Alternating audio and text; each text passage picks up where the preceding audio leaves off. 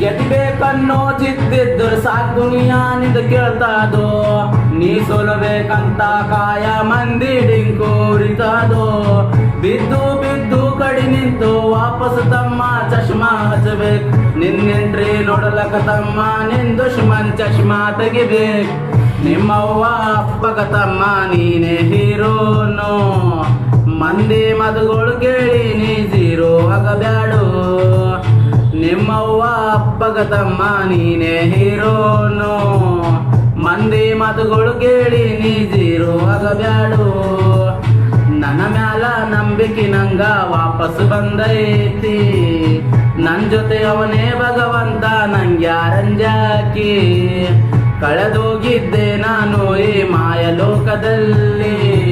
ಕೈ ಹಿಡಿದ ಭಗವಂತ ನಂಗ್ಯಾಕೋ ಮಂದಿ ಕುದಿ.